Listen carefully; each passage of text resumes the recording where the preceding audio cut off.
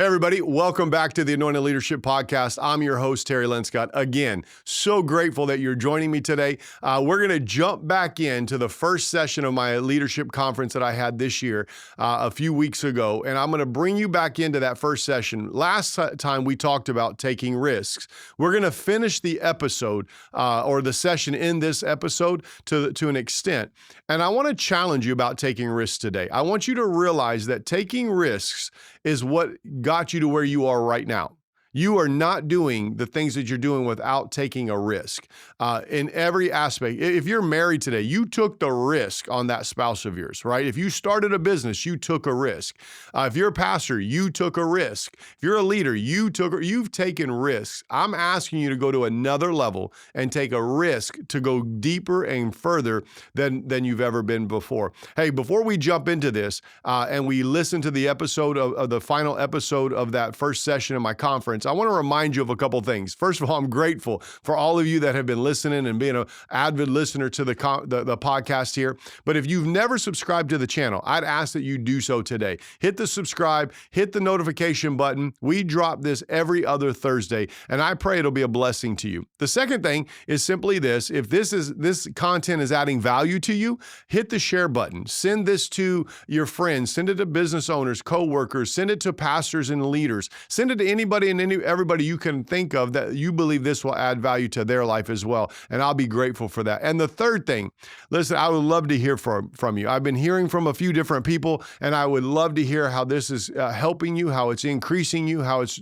pushing you to become a greater leader. You can do that by going to my website, terrylinscott.com, and go to the email tab there and send it to me. Ask me a question, see what we can do together. How can we collaborate? How can I help your business? And I would greatly appreciate that. And I would love to be able to help you grow as a leader. Hey, let's jump into the second session of that conference, and I pray this will be a blessing to your life. In the book of Judges, chapter 6, this is one of the greatest things I think about risk-taking. Gideon is doing something, one of the greatest things we've ever seen. He's leading 32,000 soldiers at his disposal, but God says that's too many. Anybody ever heard that? It's too many. That's too much. You got to dwindle it down. Gideon's like, bro, first of all, I'm the least. And my people are the least. What do you mean it's too many? I need more than 32,000. Look at the excuse. We always think we need more. God's idea is you don't need more. You just need to step. It's called risk-taking. And this is what it says in Judges chapter 6, verse 15 and 16. It says, so he said to him, oh, my Lord, go into your own business. Do your own thing. Oh, my. No, God. Oh, my Lord. This is, I don't know how you read your Bible. This is how I read my Bible. I just put myself into it and my own personal feelings. And this is what he said. Oh, my Lord, how can I, Terry, pastor a church? How can I, Terry, teach a leadership conference? How can I, Terry, have a leadership podcast? How can I, Terry, be an author of a book? How can I, Terry, plant church? How can I do about, how can I, you put your name in there. You put what's in your heart. You do, how can I? Gideon's asking God the question because God showed up to Gideon. Everything in your heart isn't necessarily what you did. It's what God's putting on the inside of you because you have the capacity, the wherewithal on the inside of you to accomplish everything that's in you because it's he that put it in you. Not because of you, because of him. You have to be able to take a risk recognizing that I don't have the ownership of this thing. And he says this, oh, my Lord, how can I? Indeed, my clan, my house, my father's house is the weakest, and I am the least. I'm the lowest of the low. This is how most of us feel about ourselves. This is the one thing that most people say when we go to start a business, we say we can't because I don't know what I'm doing. I've never done it. I don't have all the experience. I don't have the capital. I don't have the ability. We say these things. We always bring out the I can'ts. The reasons why, the excuses why it won't work, the reasons why it doesn't happen. We always look inward rather than upward. If we would as leaders look upward and recognize God needs a man to do everything on the earth and he's choosing me. That's not boastful. That's not prideful. That's the recognition of great humility. I can't do it on my own. I have to have you. We tend to look inward before upward. And as leaders, you can't afford to look inward. You have to look upward. Gideon said, I am the least, and how can I do this? Because my whole family is the least. And the Bible says this, verse 16, and the Lord said to him, my challenge for you is what's in your heart that you haven't stepped out into that you need to step out to? What risk are you not taking today? And what is it in your life you should be doing? There's things that every one of you, business owners, ministers, preachers of the gospel, your parents, whatever you are, whatever level of leadership, God has birthed something. He is never quiet. God is never silent. He's never not talking. He's never not increasing. He's always increased. He's always doing exceedingly. He's always abundantly. He's always far above, the Bible says. He's never status quo. He's never just on the surface. He's always reaching higher in your life and my life. He's looking for you to be great. He's looking for you to be so successful. But we have to get to the ability where Gideon and stop being him and recognize that God wants to use your life, Gideon. He wants to take you from where you were to take you to where he wants to place you. He wants your life to be a testimony of his greatness and his goodness and his power. Leadership is about taking risks. Gideon had to take a risk. He started off with 32,000 soldiers that he had at his disposal. What would you do if you had 32,000 employees in here, boom, they're ready to work for you? I mean, you're like, yo, this would be amazing. And God say to you, oh yeah, it's too many. Knock off 10,000. Oh, that's still too many. We're going to knock off another 20,000. Oh, that's still too many. We're going to give you 300. Now, wait a minute. We're talking about risk taking. I'm okay with 32,000 going against another army. But God, you want me to, now the least of the least, only take 300. What would you do? He dwindles you all the way down to nothing almost. He says, don't worry, I'll be with you. Real leadership recognizes that the humility I need because I need God. And when God gets into my life, I can do anything that's in front of me. I can accomplish anything. I can do anything because it's he that does it through me. It's not what I do, it's what he does. Risk-taking looks like this. Leaders who embrace risks step out of their comfort zone. Embrace them. What's the scariest thing you've ever done? What's the scariest thing that's in front of you today? If I could just use a few examples for you today, I'll use some from my own life. Back in 2018, first one, the Lord told me to do something that I've never done, is to do a Thursday's Thoughts on Facebook. And I did an 8-minute Thursday's Thoughts leadership nugget. It is 2023, and here I am doing a leadership conference, and you showed up. Thank you for showing up. Appreciate that. What the risk was, that little bitty patty cake, like, oh, I'll make him feel good. That risk in 2018, I had no idea I'd be doing it today. But not only that, my podcast is global. They listen to it in almost every country that you can think of. The analytics show that it's all over the globe. How do you go from a little boy, young man in Radcliffe, Kentucky, with a thought to produce a podcast that's global? Not only that, we're working right now on my first leadership book called The Power of No. I'm getting ready to produce that. I'm doing that. I did this. In 2020, I went to my staff and I said, hey, our vision is to have a Bible college. What are we going to do? I don't know. I said, this is what we're going to do. In 2021, we're going to have a Bible school that's free. And we're going to do it through 2021. It's a 2-year Bible school, 4 semesters, 5 weeks long each semester. It'll be free. We're going to force people to write curriculum. We're going to pull ministry out of people. We're going to pull teaching components out of people, and we're going to do it. It's not our Bible college, but it's the vision, and we're going to go after it. I took a risk in 2020, and I said, we're doing it. We called in Tina. I said, Tina, you're going to come in and help us oversee it. Might as well be the dean now. Well, guess what? In 2023, we are fully accredited with an associate's, bachelor's, master's, and a doctorate degree of potential of a Bible college that is equivalent to the degree is no different than the University of Louisville, University of Kentucky. It's international. How do you do that? You take a risk. When everybody looks at you and says, what are you doing? Why would you do that? You're just employing people. Yeah, because I'm going after something. I'm doing something greater than I've ever done. I'm willing to step out of the boat and let God allow me to walk on water, do things that nobody else has ever done. I wrote a MIT 25-week semester, a course of ministers in training that went from just writing a course and teaching it to a published author, the first book I've ever published. In that publishing of the book, I've got other people around me publishing books. Why did I do that? Because I didn't publish the book because I thought I was going to be a publisher. I'm not a good writer. I'm barely a good speaker. But what did I do? I stepped out of the boat and God took me beyond what I could see in the moment, but I had to step. People that are leaders, they embrace risk-taking. One of the greatest things that we did here, my very first decision as a minister, I told my wife, I said, the first thing I'm doing in 2019, we were on a cruise, I think it was, and I was telling her, we were talking about taking over the ministry. I said, the first thing I'm doing is firing Felix and Stacy.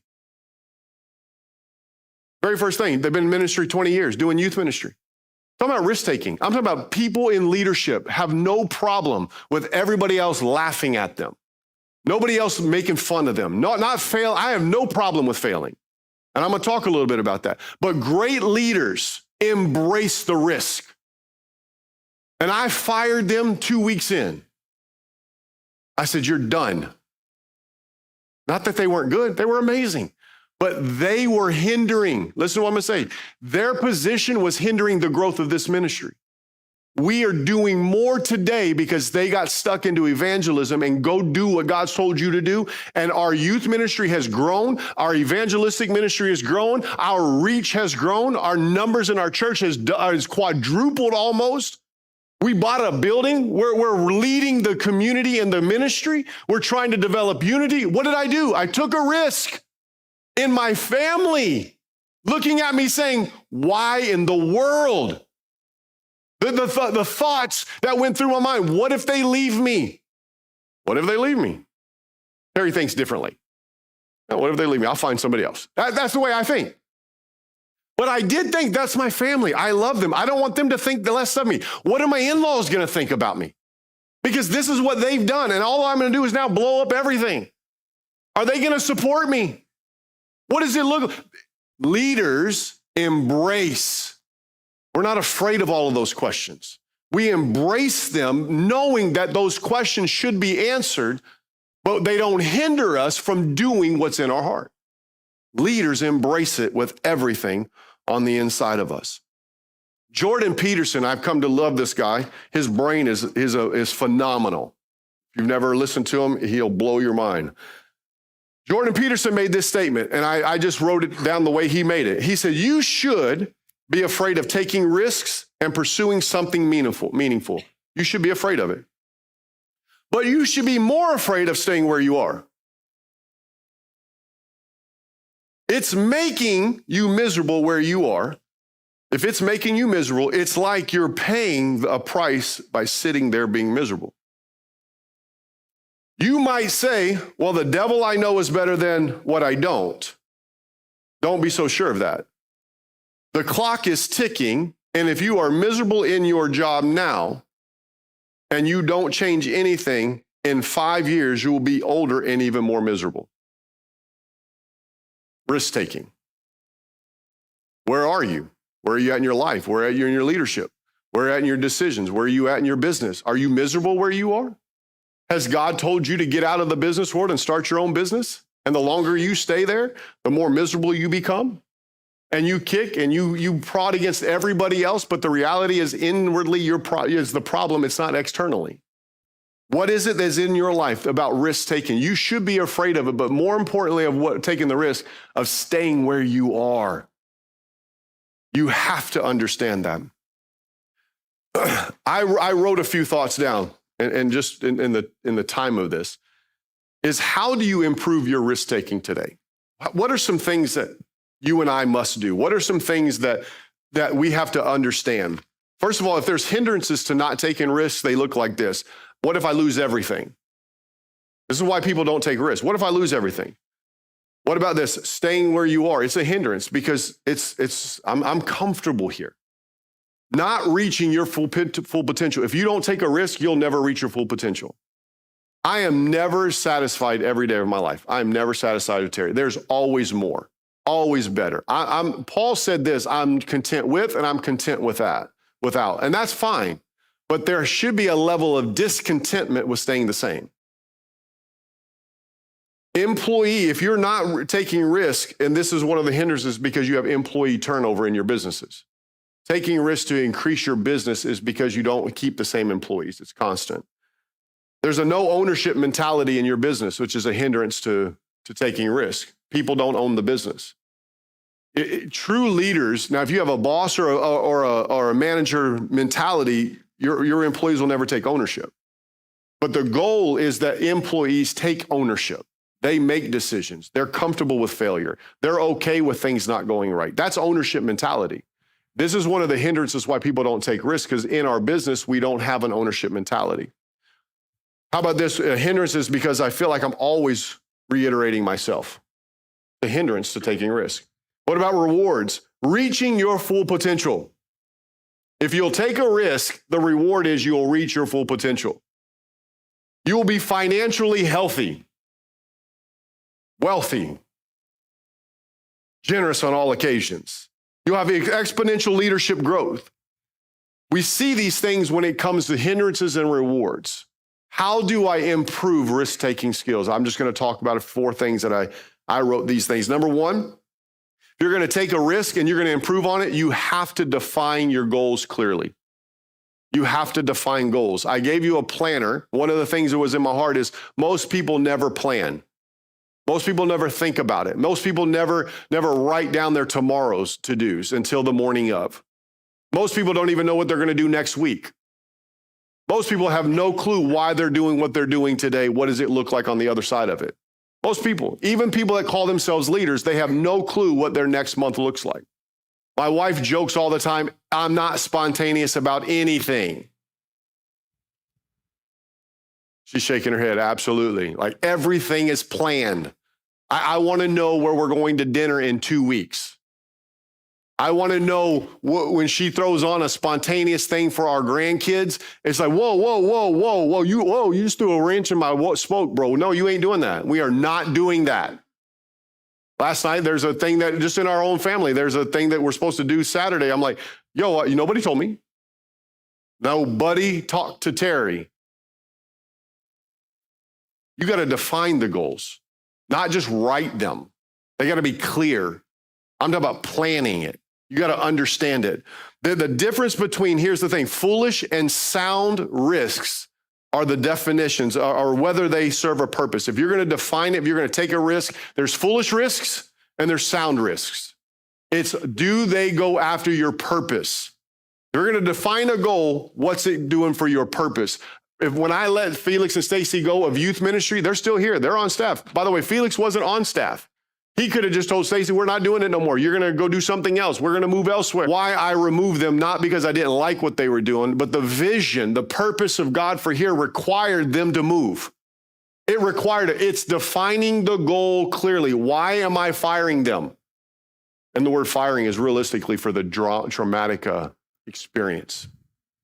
Why are we promoting them? It's around the goal. Why did we start the Bible school? It was around the vision of a Bible college. Everything is defined clearly. It's easier to take a risk when you define the goal of it. Why am I doing it? Your sound risk will serve the broader goals of the vision. You're not foolish risk. I'm not talking about foolish things. I'm not taking things that are going to cost you. I'm talking about things that make sense to reach the vision. What's the plan? What's the end goal? What's the objective of my business? The second thing is you got to, and this was probably going to be some of y'all are going, you must plan for failure, not plan to fail. Most people never take the thought process of what if it doesn't work. I was talking to somebody the other day about some things that we're doing in our ministry, and I said to them this, I said, if it doesn't work, I've already planned to let go of it. Well, there's no faith in that. Yeah, there is. I've stepped out. But I understand that when Jesus picked up Judas, he already had his replacement. Jesus knew Judas would betray him. And he kept 2 other disciples with him the whole time. So when Judas betrayed him, he had a choice of another disciple. Most people don't even recognize that Jesus had preparations for failures. I'm not saying I plan to fail, because I don't plan to fail. Everything I put my hand to shall succeed in Jesus' name. It shall. But I told the person the other day, I said, listen, if that don't work out, I'll let it go. We'll move on. I've already made preparations for that. In my heart, it's going. In my mind, it's going. If it doesn't, it will not set me back. It will not hinder me, and it will not hinder this ministry. We will go forward. What am I saying? You must plan for it. In other words, the difference between fear of failure and the planning for. I'm not afraid to fail. It's not keeping me from stepping out. The only thing keeping Terry from stepping out right now, you want me to tell you what it is? My staff.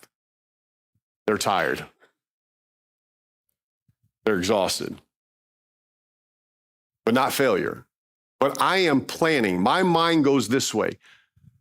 If that building that we're building doesn't get built fully, I've got a plan. We have a tent. We'll set it up.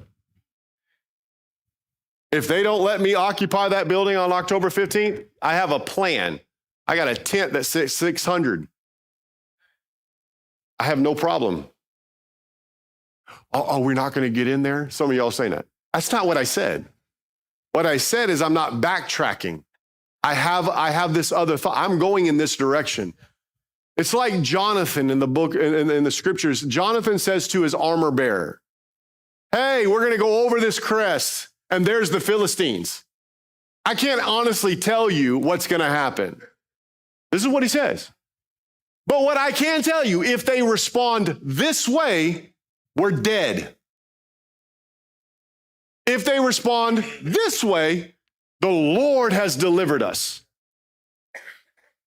Now that doesn't sound like, woohoo, I got a 50% chance of living today. That's what it sounds like to Terry.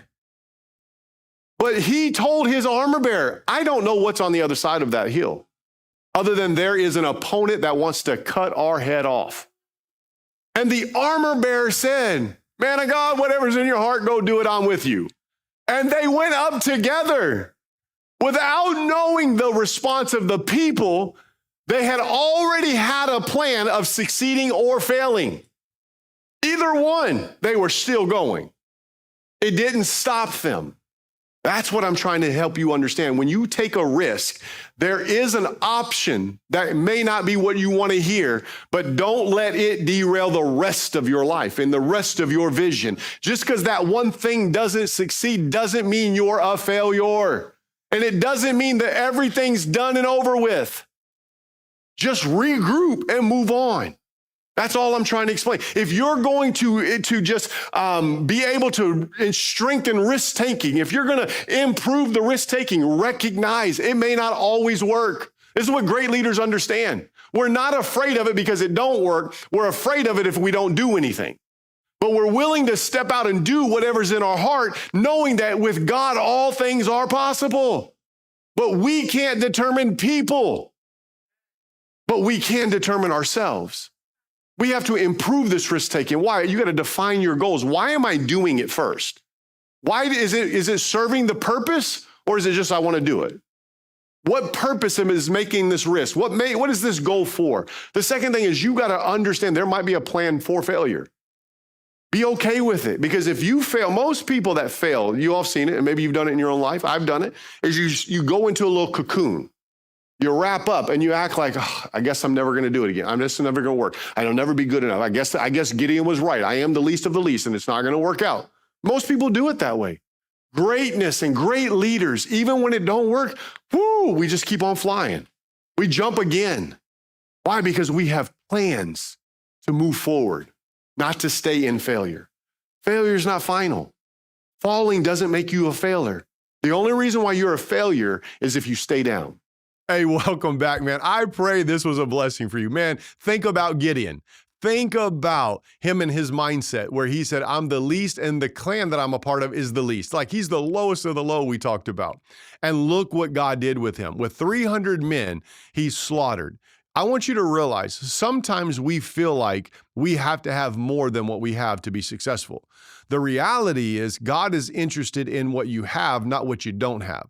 We have the wrong mindset. If we're going to have the audacity to fail and we're going to take a risk, we've got to change the way we think, and we've got to become like Gideon.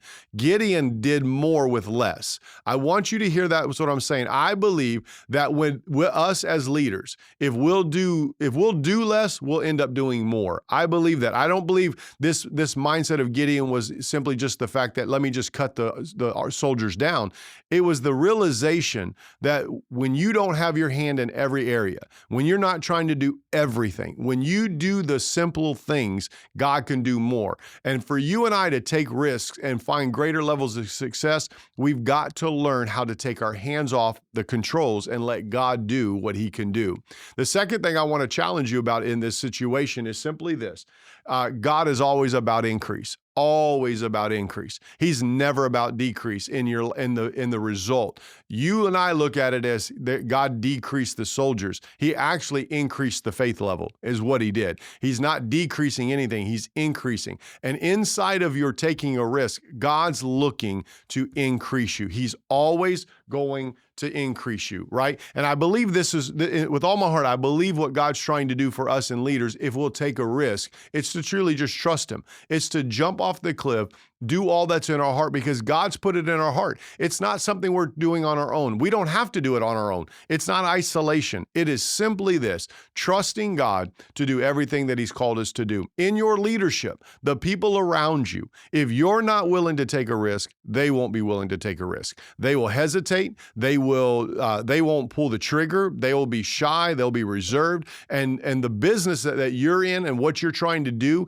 will be hindered because you, the leader, are not taking the risk. If you'll take the risk, even with less, if you'll take the risk, you'll find out that you'll have more. And the people around you will help you because they'll jump off their cliffs as well. I believe as leaders, if we take pride, if I could say it that way, take pride in failure, not that it doesn't work. It's the simple fact that I'm not afraid to fail. I'm interested in succeeding, and to succeed, I've got to step out of the boat. I've got to let Jesus in the boat, and I've got to go out into the deep. I got to go out into the waters of my business, in the waters of my church, in the waters of my leadership that are in the aspects that I have no control. I can't just get out and walk. I've got to trust. And in leadership, people are looking for people like you and I that are willing to get into the deep and do things that are just crazy, things that just don't make sense to become successful. Why? Because if they see you do it, they'll end up doing it. But if they're unwilling to do it, you're unwilling to do it, they won't be willing to do it either. You're leading people. Remember how I talked about in that session, influence and impact. Impact is the legacy that we leave. Influence is helping them push and giving them opportunity. The impact is what happens when we're not around. And if you will push people by pushing yourself, leader, I promise you, everybody around you will grow and you'll see great increase in your business. Hey, till next time, I call you blessed today. I pray that all of this content is adding value to you and that you grow and you do all that's in your heart, man of God. I call you blessed today.